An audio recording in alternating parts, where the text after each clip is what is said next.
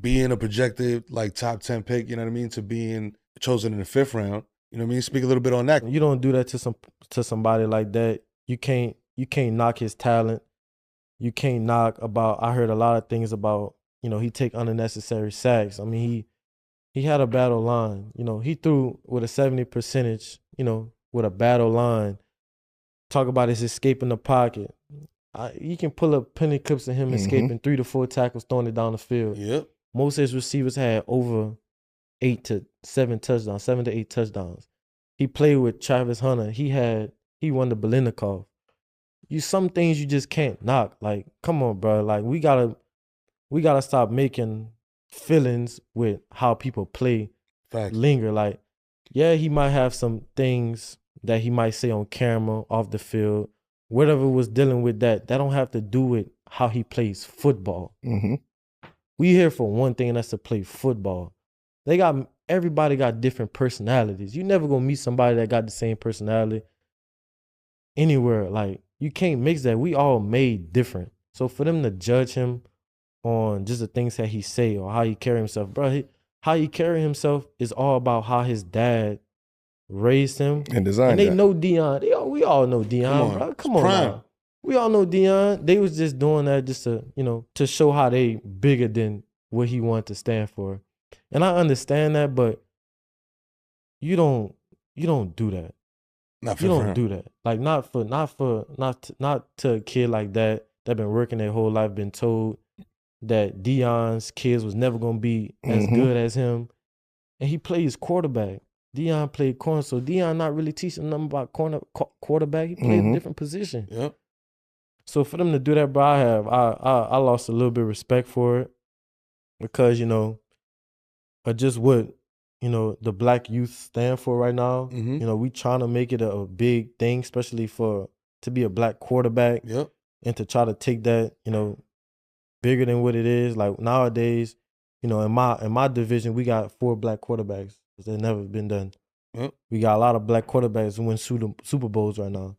It's never been done. So that's the next generation, and I kind of feel bad for how that happened to him because he really played his ass off, and he took it from a different level. He went to Jackson State, and then he did what he did at Jackson State. Bought that program, brought a lot of people to Jackson State that never knew about Jackson State, about football. Put him on the map. Changed a lot of family lives. And then went to Colorado where nobody was even looking at Colorado like that. And having all these people look at them play and do what he did Prime time. and then do him like that. Like, come on, bro. Y'all know y'all weren't supposed to. This boy was the talk of the top 2 quarterbacks in his class.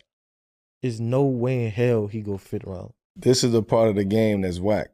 We're always talking about the dark side of sports. This is an attack at Prime, in a sense. Like, but it's an attack on a black family, like, and a black man who raised his young men to be men. You get what I'm saying? Prime ain't do nothing wrong. You don't hear nothing bad about Shedeur. None of them boys, all the girls. Like, you don't hear nothing bad about them. They straight. They do what they do. They handle their business. They take care of business. This is a family business over here. So the fact that you don't like how I run my family business, you could say that about any other family business that's out there. You get what I'm saying? Just because it's in sports and Prime is he's in a seat that a lot of people want that seat. And he's doing it his way. And he's talking his talk. And he's proving it step by step. It ain't about winnings and losses with me. It's about developing these young boys into young men. This is what we seeing. You can't go from being, he's one of the 2 picks. He's number 1 or number 2 pick to just falling off the draft board. Yeah. That's a lot of conversations. That's a lot of shit. That's a lot of phone call. Yo, don't take it. Now they want to make it about his interviews. Like, get the fuck out of here. Nah, bro. You know how many fucked up interviews just say NFL in general. You know how many fucked up niggas can't do the NFL? Yeah. They had fucked up interviews? Red flags all over. Come on, bro. Yeah. Now then they want to say he couldn't read the play. Like, what the fuck are y'all talking about now? Come on, man. You got to have an eye test too. Yeah. He can play. That's what it is. You get what I'm saying? You can't keep raising the bar on him every single time. Oh, he can't go, he can't run out the pocket, can't scramble. What you mean? Go watch the film. Right. He's tackled every issue that everybody said he couldn't do. And because of that, his receivers are successful. Deion, the first thing he said when he got to Colorado, I got to get an old line. Yep. I'm invested in the old line. This is things that people not taking account for.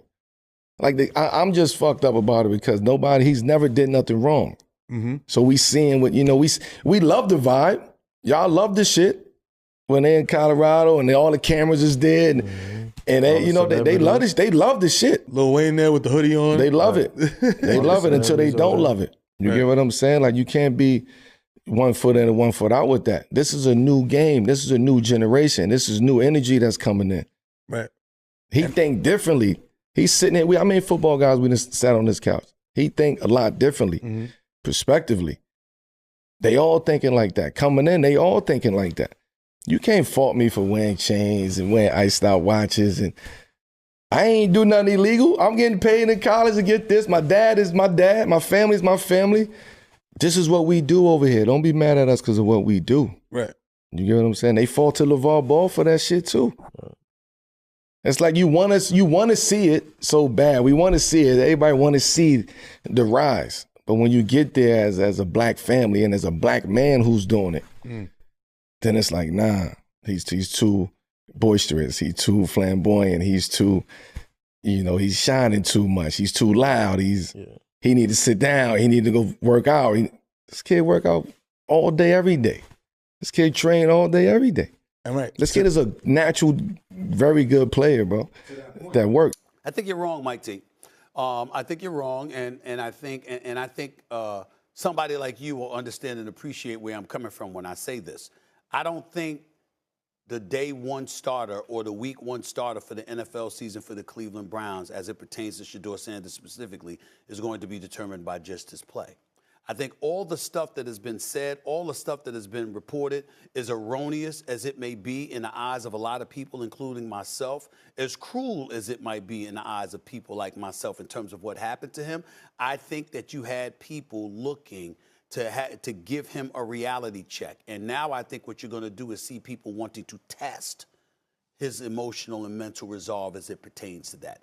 As of yesterday afternoon, he was en route to Cleveland, from what I was told, in a pickup truck, ready to put on his lunch, grab his lunch pail, put on his hard hat, and get to work. That's what I was told in terms of yesterday about how he's looking at things right now, anxious to go out there and show out. But you're hearing people out of Cleveland talk, Dom, about how Dylan Gabriel was their preferred quarterback, Big Ten Player of the Year, that kind of thing. They were saying that they looked at him. I don't know how, because he wasn't Shedeur Sanders, but nevertheless, they were looking at it. You look at Flacco. He's a fan favorite. They loved him in Cleveland. They never wanted him to leave after the job he did for them a couple of years ago when Deshaun Watson went down, and he came in and did his thing, okay? And then you're looking at Kenny Pickett. Now, I know that Kenny Pickett is a former Steeler. Then he went to Philadelphia. He's got a Super Bowl championship as a backup. We get all of that part.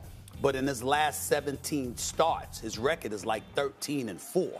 And so when you look at it from that standpoint, I think they look at Shedeur as a long-term solution. I'm not saying he's going to sit out the year or anything like that. I wouldn't be surprised at all if he's the starter at some point this upcoming season. But I don't think he's a guy that's going to be judged